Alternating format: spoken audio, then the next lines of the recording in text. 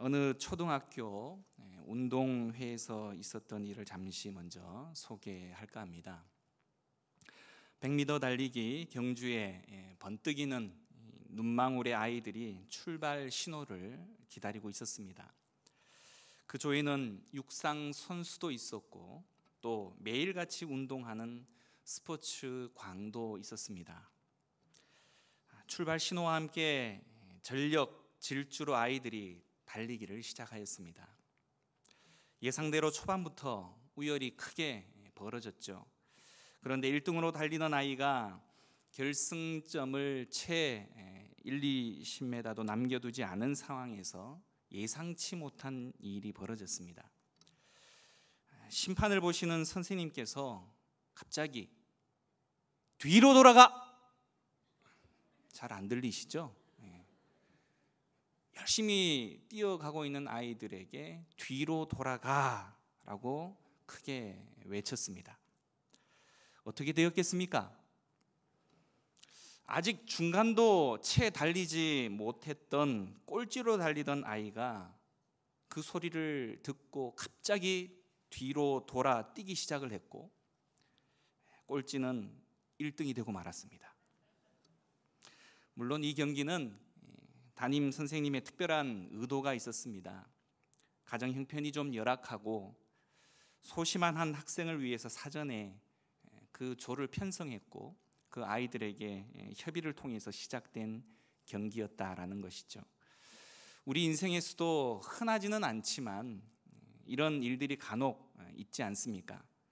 오늘 본문도 당시 모두에게 존경받고 경건한, 당연히 자신도 그렇게 생각했던 바리새인과 또한 멸시받는 죄인으로 스스로도 그렇게 생각했던 세리가 바로 성전에서 기도하며 나올 때에 전혀 의외의 결과를 얻게 된다라는 이야기입니다.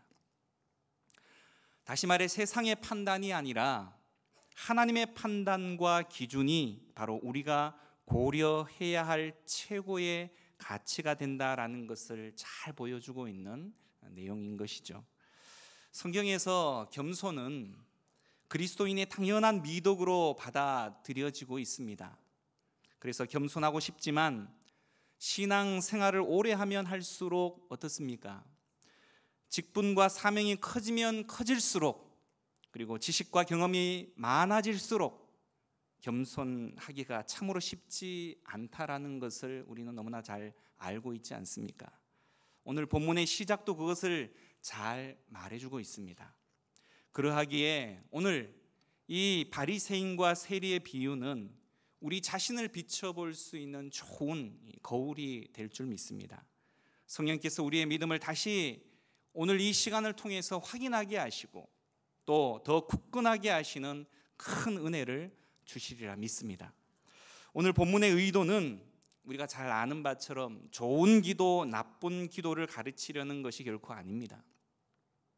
무슨 내용으로 간구하느냐 보다 중요한 것은 바로 기도를 들으시는 하나님 앞에서의 태도라는 것이죠. 지금 어떤 마음과 자세로 예배 드리냐는 바로 우리가 가지고 있는 하나님을 인식하는 그 정도를 나타내게 되어진다라는 말입니다.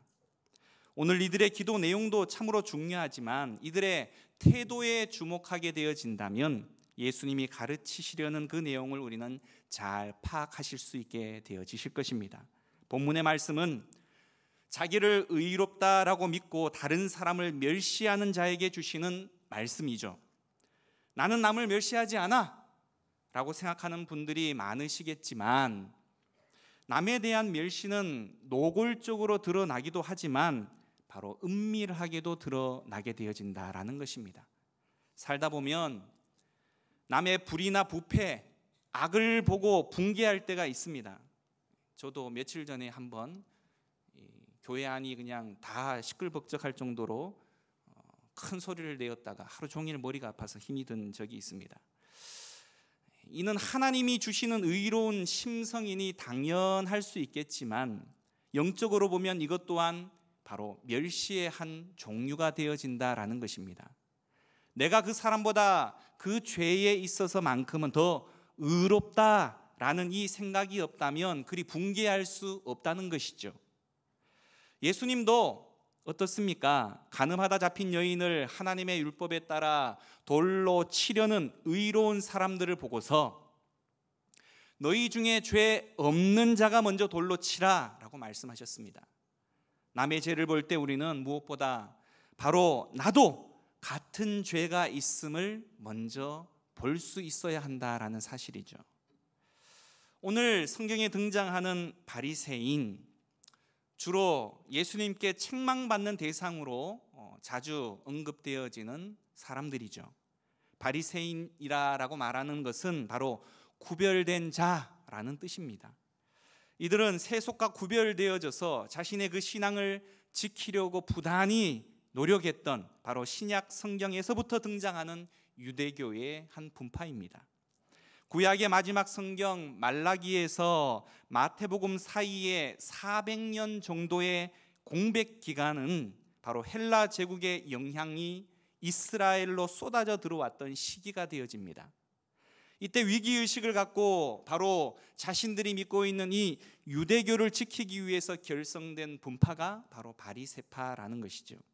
그렇기 때문에 바리새인들은 율법을 지켜내었다라는 이 자긍심이 어떤 이들보다도 굉장하였습니다.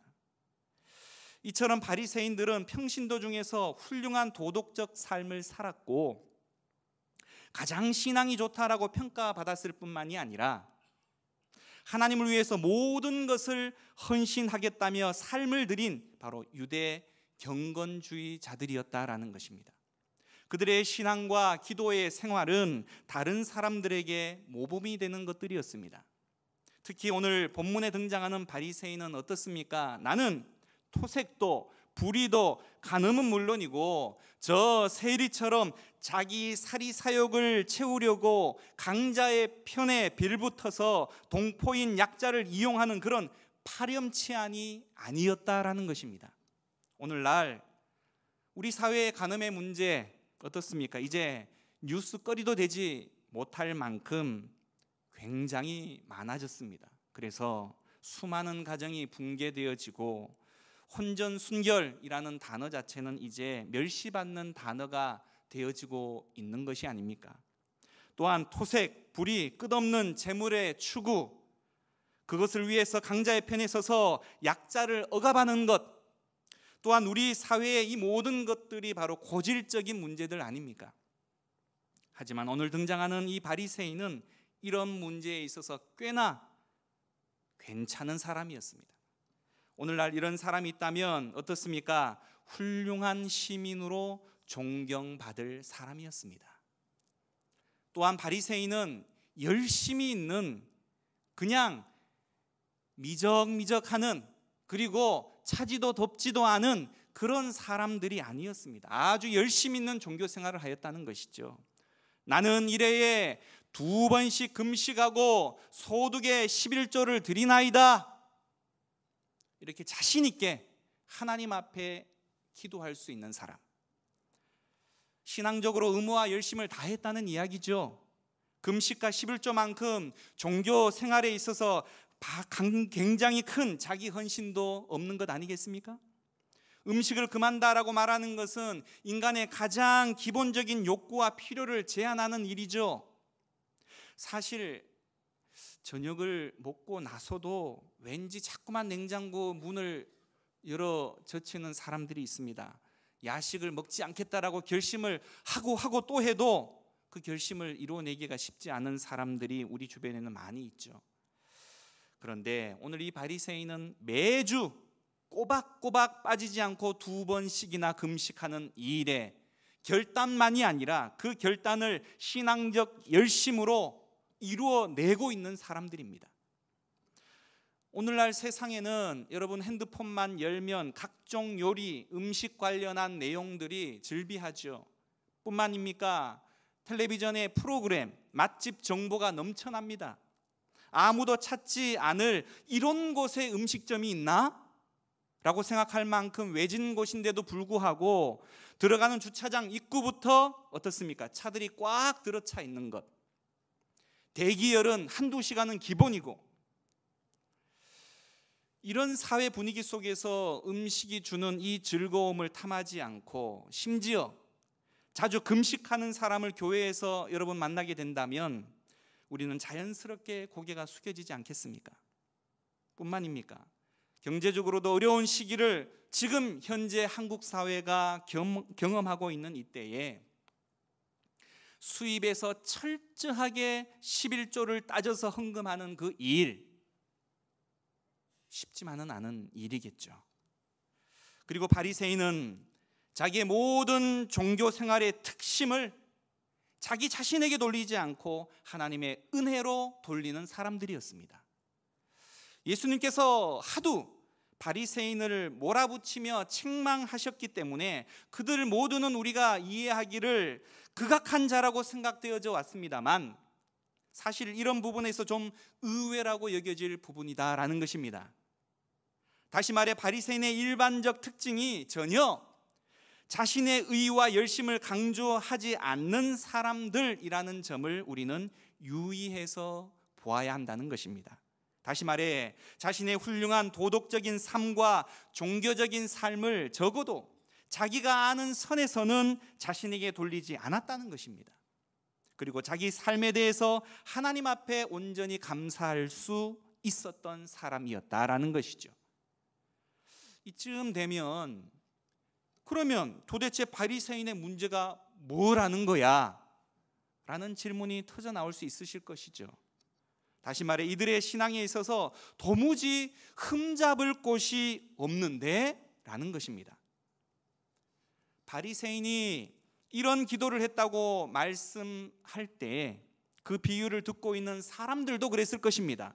역시 율법을 저렇게 잘 지킨 바리새인은 구원받을 사람임에 틀림이 없어. 하지만 그 자리에 있었던 수많은 사람들의 평가와는 별개로 이렇게 화려하고 훌륭한 면면임에도 불구하고 하나님 보시기에는 의롭다 칭함을 받지를 못했다라는 것입니다. 사실 사람들은 누구나 뭔가 희생을 하면 어떻습니까? 당연히 희생한 만큼의 보상을 기대하기 마련이다라는 것입니다. 상당한 위치와 경지에 오른 사람들이 자신의 지금까지의 그 위치까지 오르기까지의 열정 그리고 그 노력에 대한 응당한 대우를 받고자 하지 그 모든 것을 내려놓고 아무것도 아닌 것처럼 취급받는 것을 잘 참아내질 못한다는 것입니다. 내가 누군데? 라는 것이죠. 처음 믿음 생활을 시작한 사람이 교회 생활을 하는 가운데에 목소리를 높이거나 자신의 이익을 주장하는 경우는 굉장히 드물죠. 하지만 신앙생활을 하면 할수록 어떠한 위치에 있거나 특별히 교회의 사정을 누구보다도 잘 아는 사람들이 범할 수 있는 수많은 죄의 모습을 우리는 얼마나 자주 경험하고 있습니까? 그래서 중직자들이 더 겸손하기 어렵고 남을 배려하기가 어려울 것이고 또한 고개 숙이기가 어려운 법입니다. 그런 의미에서 오늘의 말씀은 어찌 보면 주일 하루도 겨우 예배하는 그러한 분들이나 자기 자신의 신앙도 겨우 지켜내는 분들을 향한 말씀이라기보다는 쉽지 않은 이 수요일 저녁, 그것도 재미난 드라마나 좋은 분위기의 식사를 오래간만에 가족들과 여유롭게 할 수 있는 황금 같은 공휴일 저녁 시간을 다 마다하고 하나님 앞에 예배해야 한다라고 자신만의 신앙의 철칙을 가진 바로 우리 한 사람 한 사람을 향한 말씀이다라는 것입니다. 바리새인들은 점점 더 율법에 집착하고 연구에 연구를 거듭하며 율법의 세부 조항을 만들어서 신봉하는 일들을 통해 그 율법을 어기는 사람들에 대한 경멸은 이루다 말할 수가 없었습니다. 예수님마저도 안식일에 병자를 고치셨다, 이 일들에 대한 소문이 퍼지자 바리새인들에게 얼마나 비난을 많이 받으셨습니까? 율법의 정신인 하나님과 이웃에 대한 사랑은 온데간데 없어지고 율법과 나만 남은 그런 초라한 결과를 맞이하게 되는 것입니다. 오늘 바리새인의 기도만 보더라도 그렇지 않습니까? 다시 말해 지키기 쉽지 않은 율법을 다 내가 지켰으니 저 형편없는 세리와 비교 상대도 되지 않을 뿐더러 마땅히 하나님의 구원을 받을 자격이 있지 않습니까? 이렇게 하나님 앞에 서고 있다는 것입니다. 이것이 바로 공로주의입니다. 신앙생활에서 가장 위험한 것이 바로 이 공로주의다라는 것이죠. 아닌 것 같지만 우리도 신앙생활을 좀 열심히 잘하면 하나님 앞에서 좀 떳떳하고, 반대인 경우는 왠지 하나님이 내게 불만을 가지실 것 같은 마음이 들게 되어지더라라는 것이죠. 인정받지 못하면 심한 열등감과 시기심에 빠지기 쉽고, 하나님을 위해서 한다라고 말하면서도 헌금이나 봉사, 섬기는 사역들에 대해서 혹여라도 목회자나 사람들이 알아주지 않을 때 느껴지게 되어지는 섭섭함, 응당한 대접이나 대우를 받아야 마땅하다라는 이러한 세상적 방식의 기준은 결코 그리스도인들에게 어울리는 모습이 아닌 것입니다. 그렇기에 바리새인의 기도를 들어보면 그들이 얼마나 하나님 앞에 당당하고 사람들에게 우월감을 갖고 있는지 우리는 잘 느끼게 되어진다는 것이죠. 하지만 이러한 증거에도 불구하고 바리새인은 하나님 앞에 의롭다함을 받지 못하였습니다. 우리가 하나님께 헌신하고 교회를 위해서 봉사하는 모든 것은 칭찬받을 만한 일임에는 틀림이 없습니다. 하지만 우리가 구원받을 만한 조건과는 전혀 상관이 없는 것이죠. 예수님의 또 비유 중 천문학적인 금액의 1만 달란트 빚진 사람의 경우를 보면 잘 나타나는 부분입니다. 왕이 불쌍히 그를 여겨서 완전히 탕감해 주신 사건은 바로 우리가 갚아야 할 죄값이 바로 상상을 초월할 만큼인 것임을 우리에게 보여주는 것으로, 우리 한 사람 한 사람의 죄의 무게가 하나님의 아들의 죽음의 무게와 같다는 것입니다. 바리새인이 생각하듯 율법의 조항 몇 가지를 평생 열심히 지키는 것, 우리가 평생 하나님을 위해서 예배드리고 작은 봉사를 하는 것, 그것이 우리가 지불해야 할 죄값에 비교하면 전혀 바로 티도 나지 않을 그런 내용이 되어질 수밖에 없다는 것입니다. 그런데 그것을 우리는 얼마나 자랑하고 있느냐는 것이죠. 이 사실을 가르쳐 주시기 위해서 누가 봐도 구원받을 공적이 아예 없는 세리를 등장시키신 것입니다. 따라서 오늘 본문만큼 자기 자신을 살펴야 하는 필요성을 강하게 요청하는 본문도 찾아보기 힘들다라는 것이죠. 오늘 세리는 우리 사회에서 친일파라고 하면 경멸의 대상인 것과 같이 당시 로마 식민 통치를 받고 있던 이스라엘에겐 매국노였습니다. 세리는 로마 당국이 정해준 세금을 걷어다 바치는 사람들이지만 따로 로마 당국으로부터 월급을 받지는 않았습니다. 정해진 세금에다가 자기 월급을 적당히 붙여서 걷었다는 것이죠. 그러다 보니 도둑질도 횡령도 어떻습니까? 하다 보면 점점 더 대담해지듯이 점점 과하게 세금을 매겨서 착복하게 되는 일이 수다하였습니다. 동포로부터 멸시를 받는 만큼 더 뜯어내어서 잘 사는 것으로 그들의 멸시로부터 복수를 하겠다라는 일들도 있었다는 것이죠. 뿐만 아니라 그들은 돈만 모았지 율법 같은 것은 지키지도 않고 그렇게 살았습니다. 따라서 바리새인의 평가가 결코 잘못된 것이라고 말할 수는 없다는 것입니다. 충분히 멸시받아 마땅한 사람, 세리라는 것이죠. 따라서 어찌 보면 예수님께서 당시의 모범생 바리새인과 천하디 천한 세리를 비교하신 것 자체가 바리새인들에게는 참지 못할 모독 그 자체였던 것입니다. 그러니 예수를 잡아 죽이려고 하지 않겠습니까? 여러분이 바리새인의 입장이라면 충분히 그렇게 생각이 들지 않겠습니까? 인간 말종, 매국노, 천하디 천한 사람과 나를 도덕적으로나 신앙적으로 바르고 탁월한 열심으로 목숨까지 내놓을 만큼 하나님 앞에 헌신하고 있는 여러분과 같은 사람들을 비교의 대상으로 삼는다는 것 자체가 기분 나쁜 일이라는 것이죠. 그리고 그러한 세리만을 의롭다라고 말씀하신 예수님의 처사, 이것을 어떻게 순순히 받아들일 수 있느냐는 것입니다. 그렇다면 하나님의 이 알 수 없는 이 둘을 판단하신 그분만의 기준은 도대체 무엇이냐는 것이죠.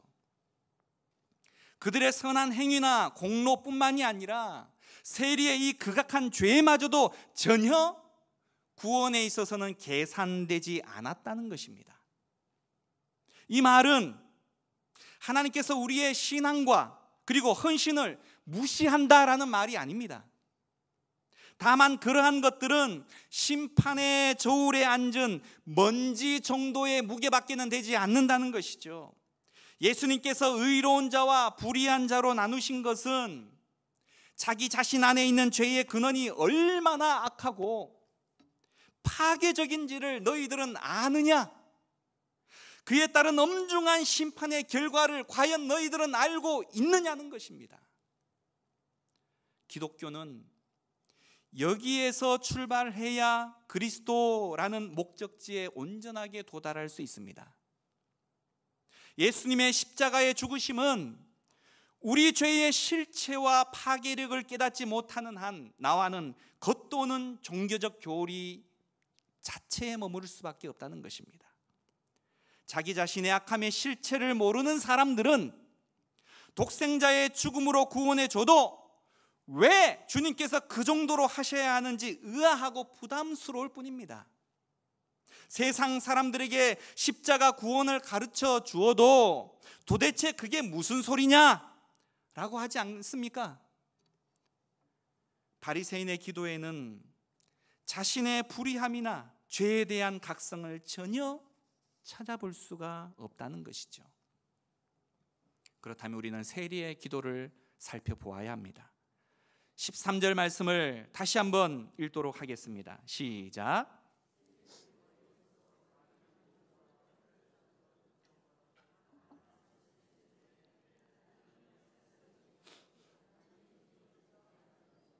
하나님이여 불쌍히 여기소서, 나는 죄인이로소이다.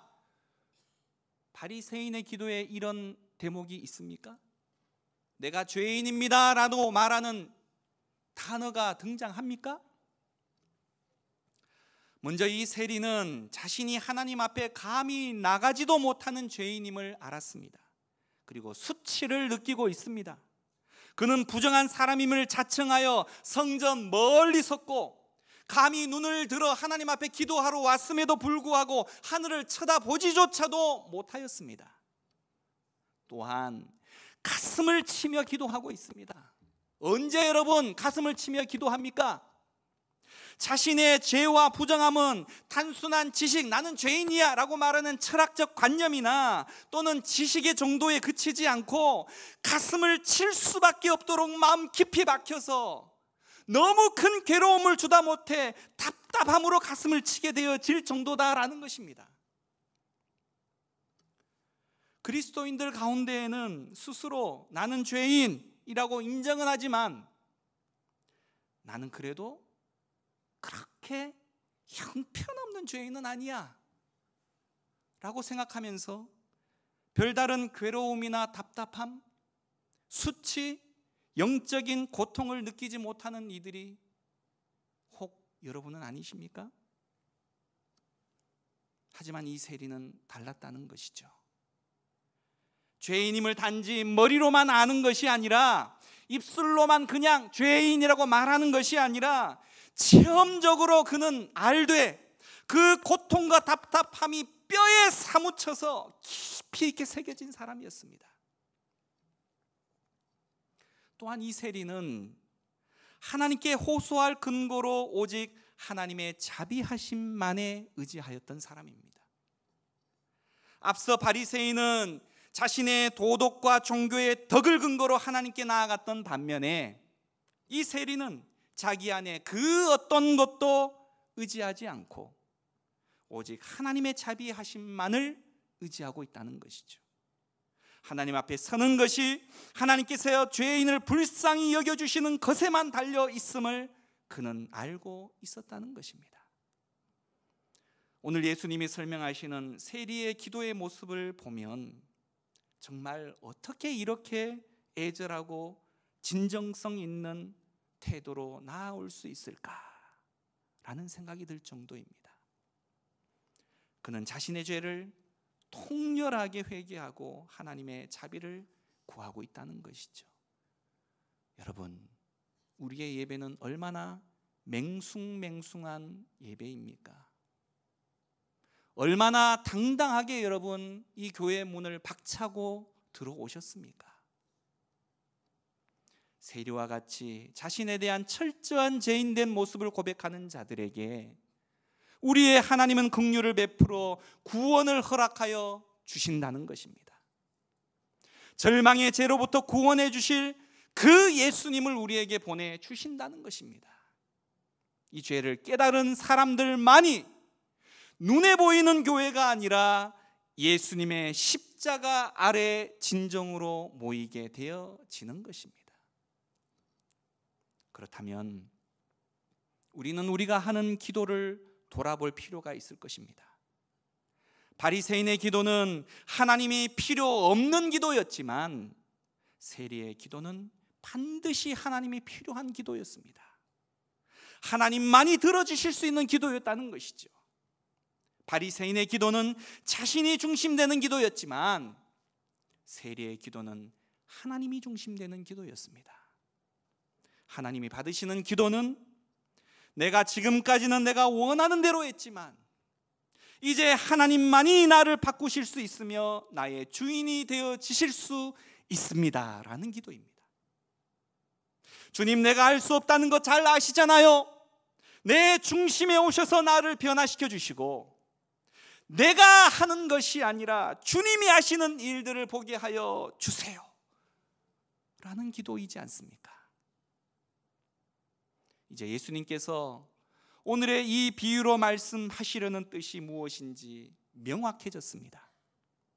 세리처럼 우리가 하나님의 법대로 살지 못하는 죄의 뿌리를 갖고 있다라는 것을 철저하게 깨닫고 예수님 앞으로 나오라는 것입니다. 우리 안에 있는 그 어떤 것도 하나님께 의롭다 하심을 받는 근거가 되지 못한다라는 것입니다. 또한 죄인됨을 머리로만 인정하는 것이 아니라 그 심각성을 체부로 깨달아 알아서 마음에 영적인 괴로움이 있고 민망함이 있고 답답함이 있어야 한다라는 사실이죠. 감히 하나님 앞에 나가지 못하는 그 더러움에 대한 인식이 우리 가운데 있어야 한다는 것입니다. 다시 말해 의롭다 하심을 받으려면 내가 얼마만큼 크나큰 죄인인지를 알아야 하고 체험적으로 알아야 한다는 것입니다.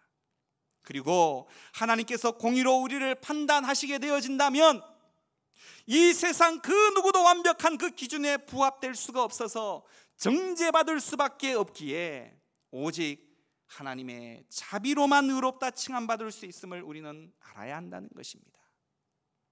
따라서 자격 없는, 아니 도무지 어울리지도 않는 우리에게 놀라운 하나님의 자비와 그 은혜가 지금 주어졌다는 것이죠.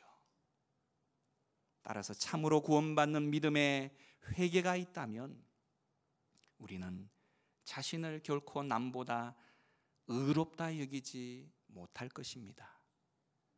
자신을 남보다 의롭다 여기는 마음에는 결국 그 안에 비교하는 마음이 있는 것이고, 그렇게 비교하는 한 우리는 결코 그리스도를 온전히 볼 수가 없을 것이며 그리스도의 의로움과 무관한 사람이 되고 말 것입니다.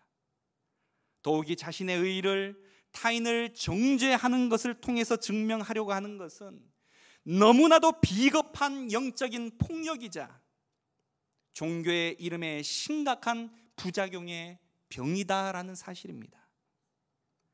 본문에서 바리새인이 기도 중에 표현하는 감사를 보면 감사가 어떻게 이렇게도 추하게 쓰일 수 있다라는 것에 놀라울 뿐입니다.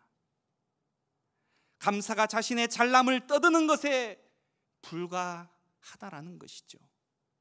그런데 그의 기도 속에 혹 저와 여러분이 품고 있는 마음들이 보이지는 않습니까? 그 모습을 볼 수 있는 것이 오늘 설교의 목적입니다. 사랑하는 성도 여러분, 하나님을 온 마음과 뜻과 정성을 다해서 매일같이 사랑하고 계십니까? 여러분의 이웃을 내 몸과 똑같이 그렇듯 사랑하고 계십니까? 못하십니까? 그러시면 죄인 맞습니다. 축하드립니다. 내 속에 웅크리고 있는 이 괴물 같은 죄의 실체를 제대로 좀 볼 수 있기를 소망합니다. 나는 그런대로 좀 괜찮은 사람이야 라고 말하는 이 환상에서 빨리 깨어나야 합니다. 그 죄와 죄의 형벌에서 나를 해방시켜 줄 수 있는 것은 하나님의 긍휼이신 예수 그리스도의 대속밖에 없는 것입니다. 매일 세리처럼 우리의 죄를 자각하며 하나님 앞에 나아가 기도해야 한다는 것이죠. 그리고 사죄의 은총 앞에 힘과 위로를 얻고 용서받은 자녀로서의 삶의 모든 괴로움을 바로 아버지께 말씀을 드리며 그의 도우심을 구하는 기도로 그 힘과 능력으로 우리는 살아가는 자들인 것입니다. 믿음이 성숙해진다라고 말하는 것은 이렇듯 죄의 실체를 더 여실히 알아가는 것이고, 그런 나를 용서하고 사랑하시는 하나님이 얼마나 위대하신지를 점점 더욱 알아가는 것입니다. 성령께서 우리에게 그러한 은혜를 통해 진정한 기쁨과 감사의 삶을 살아가실 수 있기를 간절히 소망합니다.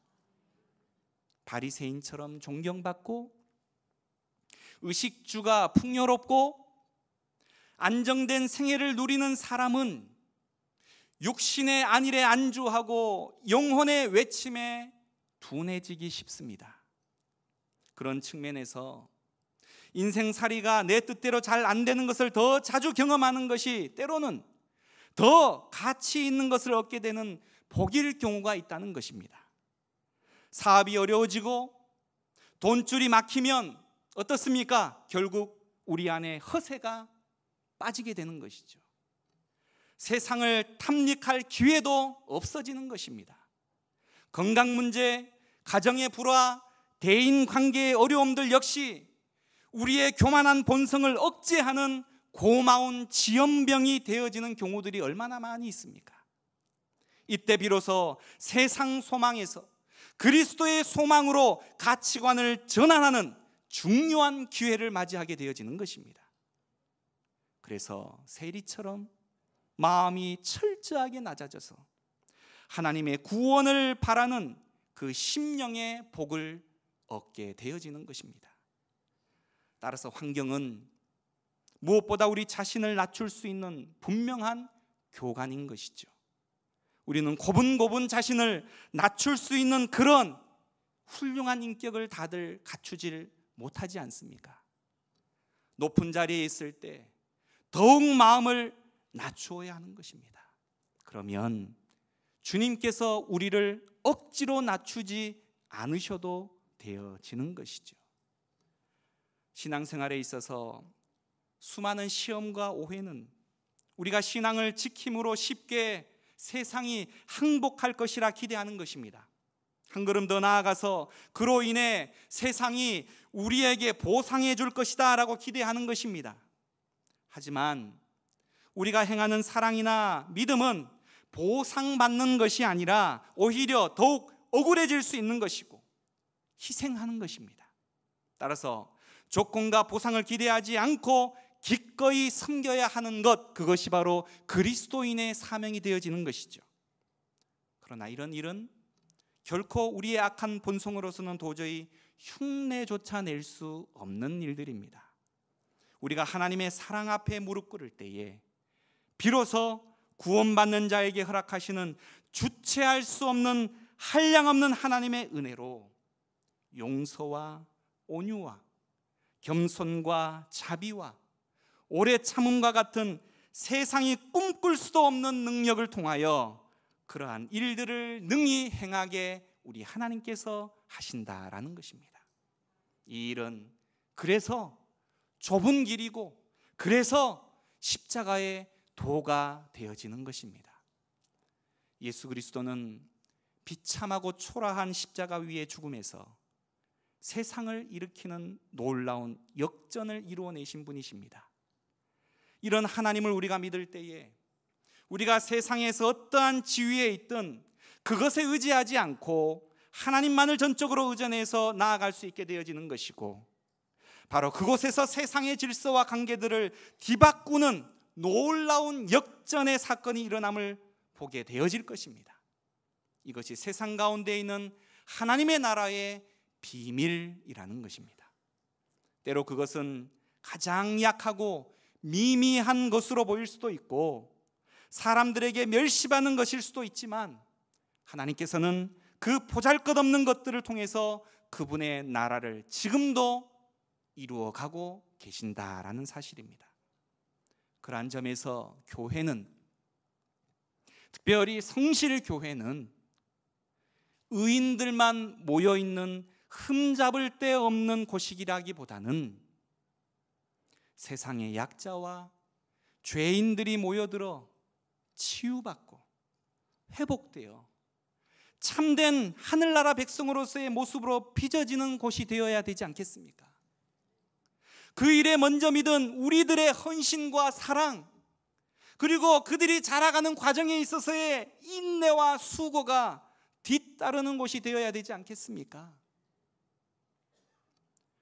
한량없는 은혜와 긍휼을 받은 사람의 책임, 은혜를 받은 사람이 은혜를 낳고 긍휼을 받은 사람이 긍휼을 낳을 수 있는 것입니다.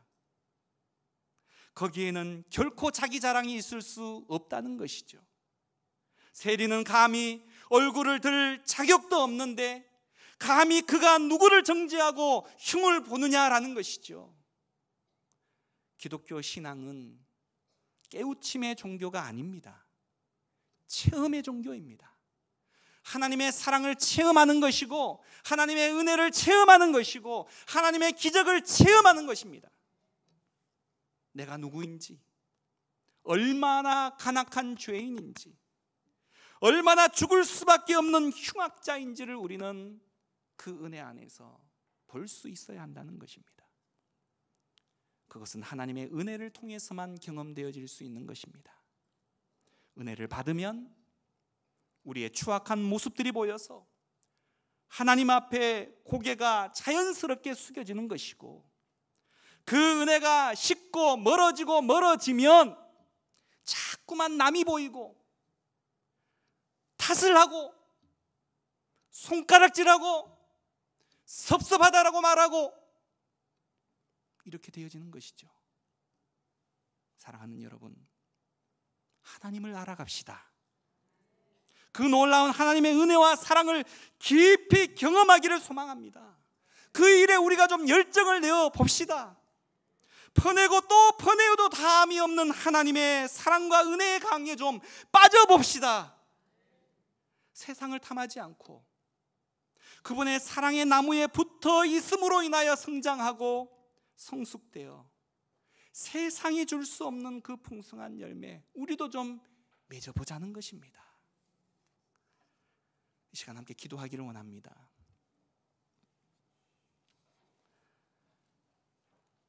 여러분, 죄인입니다라고 말하면서도 나도 모르게 내 안에 오늘의 이 바리새인과 같은 교만에 물을 주어가며 얼마나 키워가고 있습니까?